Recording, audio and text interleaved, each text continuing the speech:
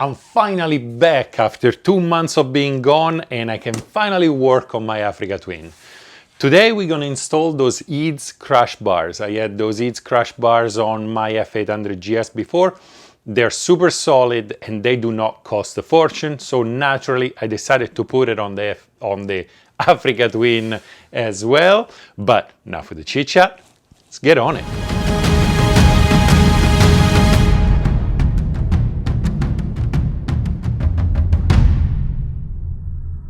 All right, the first step on this installation is to put those two brackets under here.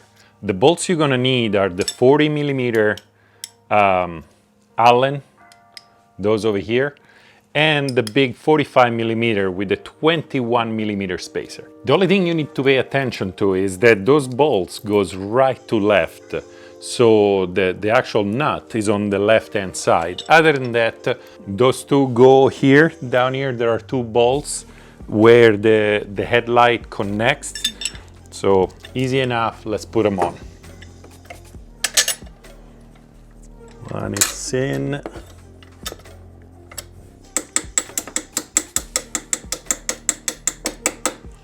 Tap it in.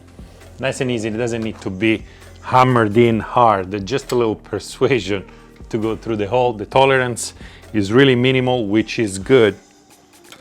And then outside bracket. Don't forget the washers, one washer per side, and then the two nuts. At this point, it's time to install this. This is the 45mm with a 21mm spacer. The spacer obviously goes in between here. Leave everything somewhat loose. Step one is done. Moving on. On this step, we're gonna remove the plastic cover or the toolbox on this side, the plastic cover on the right-hand side. We're gonna remove the shifter and the skid plate down there. The only tools you should need for this is a 5mm Allen and a 10mm wrench. 10mm wrench for the shifter and the 5 for pretty much everything else. And up.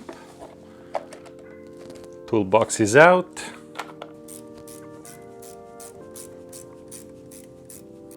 All right, easy enough. Just slide it out. There you go. Let it hang. At this point, they also ask you to remove this cable tie over here. Here we go. Once you pull it out, put it aside. Removing the skid plate, it's fairly straightforward. It's the big bolt on the left-hand side, the two bolts up front, and then you slide it off that little prong under the bike, and it comes out. Easy enough. Same thing with the plastic cover. Just get it in there. Pull it off.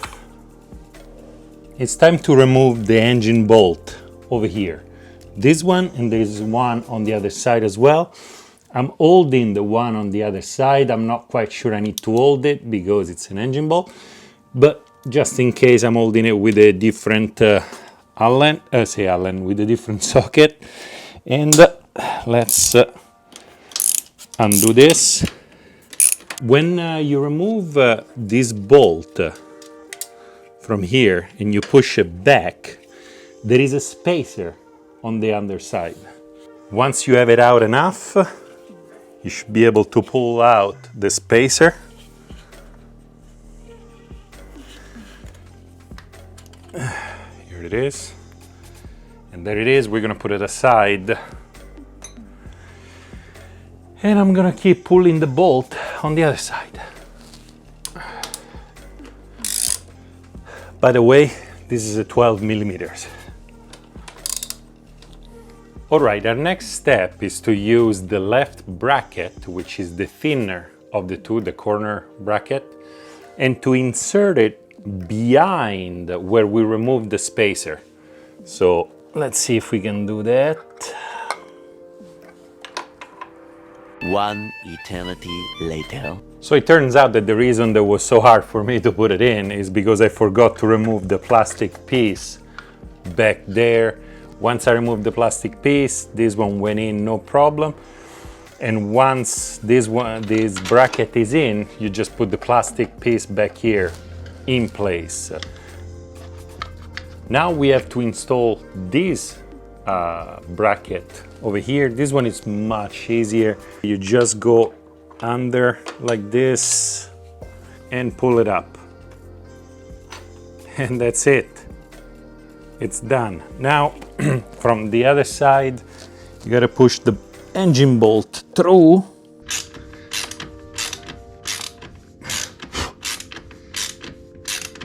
The instructions say not to tap it, but to just screw it in. Otherwise, you may risk of damaging the attachment point. Once you have both brackets in, easy enough, put the shifter back where it came from. Now that you're done with this, we gotta move on to the front of the bike to remove some more bolts. It's time to remove two bolts up front, this one and this one. And then there are another two bolts down here, this one and this one. Those and this are 12 millimeters.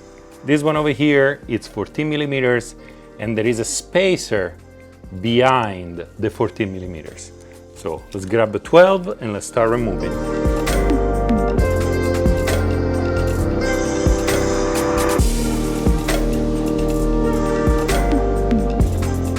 This is a spacer, keep it, because it's gonna go back in a little while. All right, it's time to put in the left hand side crash bar. And well, now for the chit chat, let's just put it on and see how it goes. One thing I'm gonna do, since you're not supposed to put the bolts up top right away, I'm gonna use this extension and to keep it in place, but nice and easy.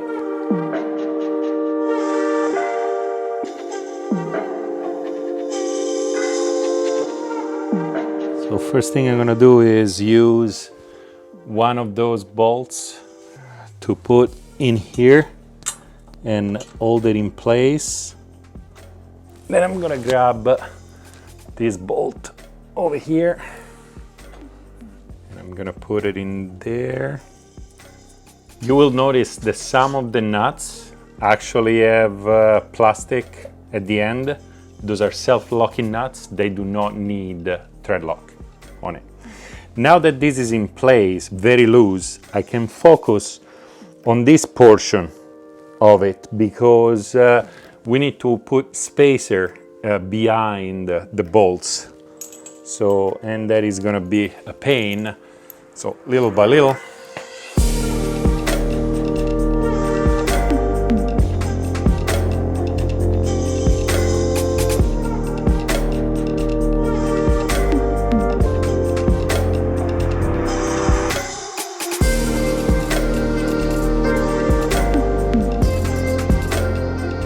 After a few cuss words in multiple languages, I was able to put the spacer in.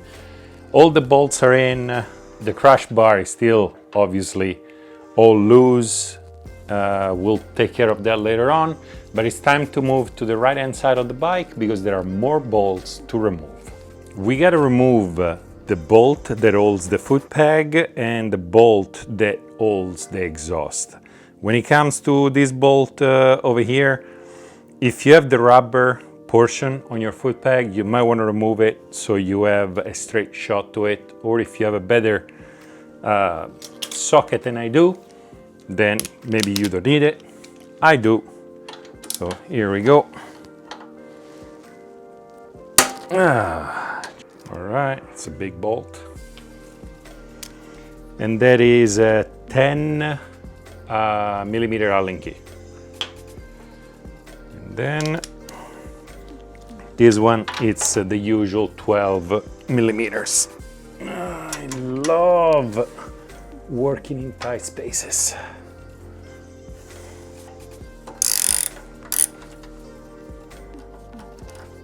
Install this bracket over here, which goes about like this, using apparently this 50 mil M12, I think.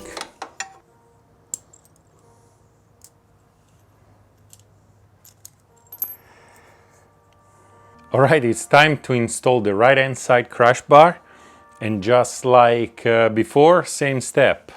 Up front, down low, and those two go over here and over here. So let's do it.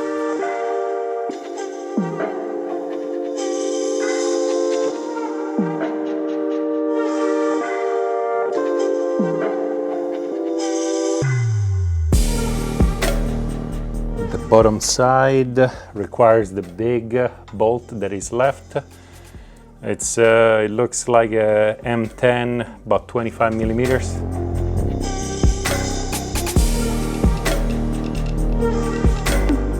And up here is the 25 millimeter. I think this one is an M8.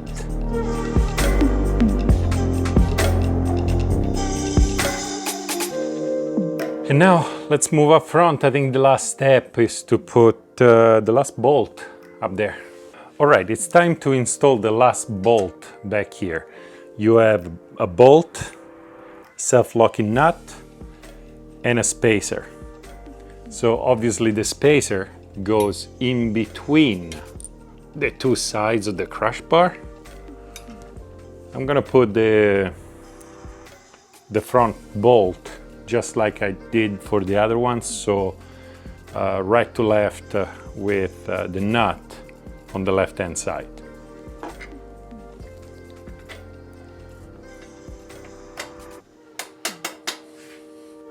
Washer and nut. All right, I torqued all the bolts properly. I put thread lock on all those bolts that are not self-locking. I put the skid plate back on, the plastic covers back on, the bike is back together, ready to go. The bars are super solid and they look, in my opinion, they look great. They cover all the important bits and pieces. They come up high, they look fantastic. You have about an inch clearance all around on the different parts over here, which is pretty good.